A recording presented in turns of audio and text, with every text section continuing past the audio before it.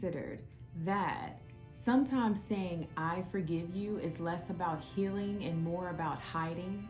Let's talk about how forgiveness can be used as a cloak for avoidance and uncover what's really lurking beneath the surface of those three little words. Let's go.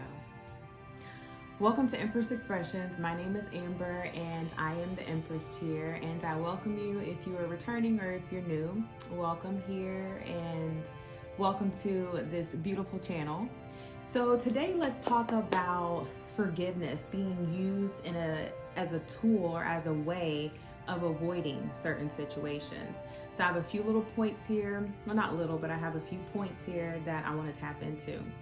And I was going to say forgive me for my hair, but I keep it real on this channel and I'm in the middle of doing my hair. And so this is one of the processes, or this is a step in the process.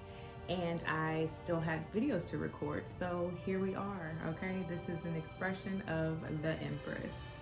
So the first one that I have is bypassing emotional processing. So forgiveness can be used to sidestep the necessary process of working through emotions associated with being wronged or hurt.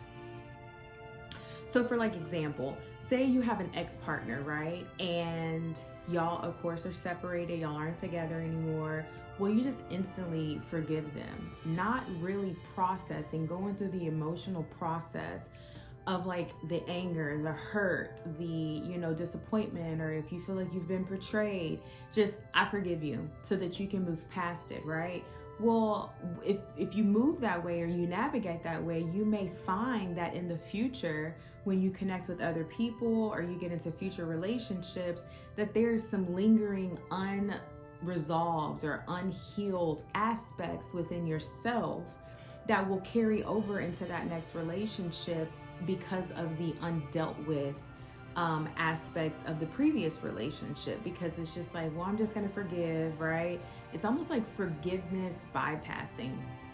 I'm just going to forgive so that I can just move past this and I can be past this. But it's so important to feel into how you're feeling. Feel into how you feel. Even when it's uncomfortable, feel into that anger, right? Transmute that. I'll have another video this week or somewhere in the collection of videos, right? Because I just have so many different thoughts that come in and I just create content. But there's going to be a video that comes out this week that talks about transmuting pain, right? Transmuting hurt into pure fucking power, right? I absolutely love that concept because I have been one in the past that just suppressed things because I'm like, I have shit to do. I got places to go. I got to show up here. I always, feel like I need to show up this way, that way, all the different things that I have, kind of, I guess, coddled in a way in the past. But as I move forward, I'm just like, hey, it is what it is. But learning over time how suppressing those negative, uncomfortable emotions and feelings, it was not getting me anywhere fast. It was kind of like a mask. It was an illusion that I was creating in my world and in my reality that, oh, I said I forgive you, I've forgiven this person, on to the next thing. And as I started to actually become more aware of certain situations that I was in, I realized how old stuff was coming up. And it was because I hadn't really dealt with it. I hadn't really healed it. I hadn't really solved it. I didn't get to the bottom of it. So that's one example of like bypassing emotional processing, like forgiveness bypassing. So number 2 is running from difficult conversations. So offering forgiveness can be a way to dodge tough conversations that are needed for resolving deeper conflicts, issues within a relationship, right? So let's say here, I have an example of like a family. So say you have an issue with a family member, right? And it's a pretty serious issue that needs to be addressed. Forgiveness bypass, oh, I forgive it. Like avoiding having that uncomfortable but needed but necessary conversation. That is a way of using forgiveness, bypassing with forgiveness, using forgiveness to avoid uncomfortable situations, right? The thing is that the more you avoid something, it doesn't go away. It just disappears temporarily. Because that's another thing too, is that even when you are addressing things, those things don't instantly always just dissipate and go away.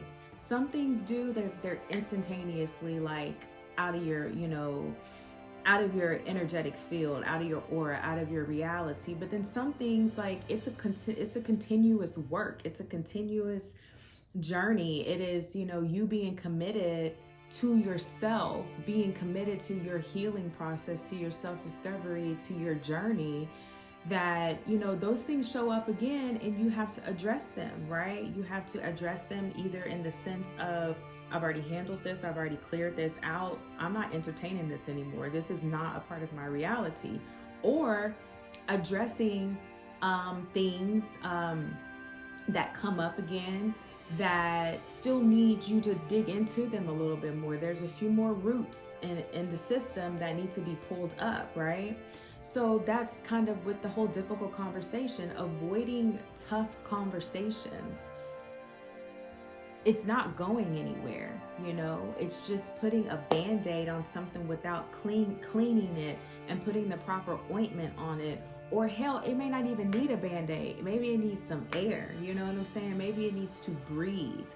So avoiding tough conversations, that is a way of using forgiveness to, move into that avoidance type of communicating or relating or whatever that is for you. The last thing I have here is maintaining social image. So some use forgiveness as a means to appear morally superior or to maintain a particular social image, rather than from a true place of forgiveness. So like you've seen like on TV, like, well, someone will get called out on something they've done, or they get caught doing something they shouldn't be doing or whatever. And they instantly come out with an apology, right? And then everyone they'll forgive. Or say you have a colleague at work and they quickly forgive because they want to keep their social status, their social image, right? It's just fake. It's just fake. It's fake. That's what it is. It's fake. And that is going to be a means to, using forgiveness as a way of avoiding. Like, instead of really addressing what, let's say, that colleague did, say it's a manager or some type of leader, or say that even it is someone below the leader, and it's just this sense of like, trying to mask, trying to brush over the situation to remain or to appear like, oh, I'm just so easy flowing, I'm unbothered, that really wasn't a thing to me, I forgive it. But when there really needs to be something, there's really something there that needs to be addressed. So I felt that it was necessary to touch on this because I believe that forgiveness is very, very important, but forgiveness is a process. Forgiveness is a journey. It's not something that just happens overnight. I have been in numerous, and I know that you have too, if you felt called to watch this video, you've been in numerous situations where you have been called to forgive, or you needed to forgive. And that takes work. It takes work. Sometimes it's super simple, super sweet, super easy. And then sometimes it's difficult, and it requires uncomfortable circumstances and experiences and conversations that have to be had and gone through to really, truly forgive, because there has to be a sense of understanding, right? Not so much agreement, but there has to be an understanding and true acceptance, right? In order to really move into a state of authentic and true forgiveness. So I feel like this was a really, really good topic to talk about. If you resonate with this, or you want to share any insights that you have, good vibes only, but drop that down in the comments. If not, and you want to just drop some emojis to show that you're here and that you're listening, you're vibing out with the channel, do that as well.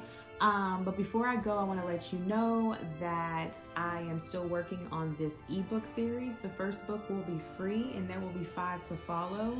And the first book is just going to be an introduction, and the name of the book is going to be called Intimate Wisdom, a soulful guide to healing and purpose. So I'm super excited about dropping this book. It's almost done.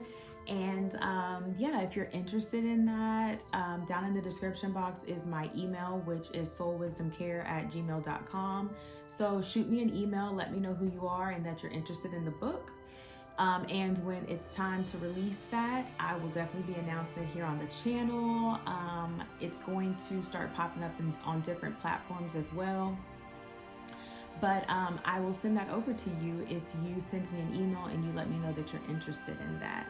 And then also, I am a Living Soul Guidance System profiler, and I'm certified and ordained in that system. And so I highly recommend, if you want to just tap more into your energetic makeup or into the energetic makeup of those that you're connected to, just to understand yourself more, really dive into maybe how you create, manifest, see the world, just have a deeper understanding of yourself, tap into your powers, I highly recommend that you get your Living Soul Profile Report. That link is in the description box below, a one-time, low-cost, self-investment fee. It comes straight to your email within just a few moments. I highly recommend that you tap into that. And once you get that and you want to know more about it, tap into me and we can link up and chop it up, talk about it, all the things. And then last but not least, if you are vibing with this video, which if you've made it to this point, you definitely like it. So like the video, I want you to share it and subscribe if you feel called to. And until next time, I thank you for vibing out with me and my energy here at Empress Expressions. My name is Amber and I am the Empress here, and I send you peace, I send you light, and I send you love. Bye.